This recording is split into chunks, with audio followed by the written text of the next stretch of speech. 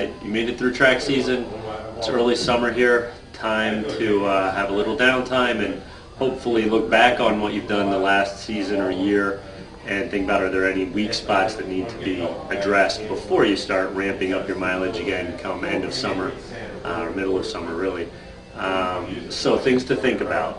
Are there specific areas of weakness or flexibility problems, or are there just injuries that you've had in the last season or a year, recurrent things that cost you some training, either an extended time off or maybe just couldn't do a few workouts that you would have liked to?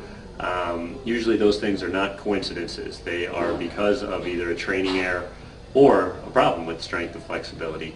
And this is the time to make changes that will keep them from recurring again. If you think just taking time off and then doing exactly what you did before will give a different result, it usually doesn't work that way. Usually it's just going to recur.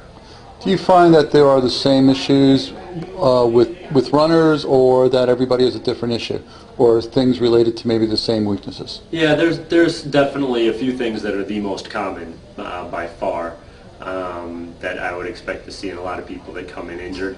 But there's some things that, there's probably 20 biomechanical problems we could see in here that are what I would call the most common, and of those probably 5 are really, really common. That should be things addressed in everyone's program, so that you can make a pretty uniform program that would help most people by hitting just a couple spots.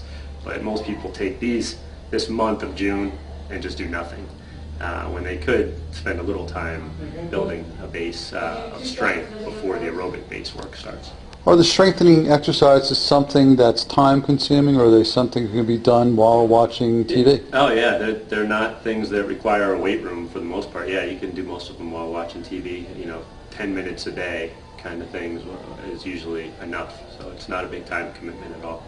What do you find is the most... By running, you need to do supplemental exercises in order to strengthen it. So without hip abductor strength, you're going to have trouble holding up to the amount of training you want to and break down. So those that think, I'm just going to go out and run and that's going to make my hips strong, it doesn't work that way. Do you find that runners have good core strength? Help to build the hip muscles up and also the core? Yeah, and the hip I consider part of the core. When I say core, hips, abs, obliques, that all, the low back, that all kind of goes together. That's the most important part of the runner's body when it comes to strengthening.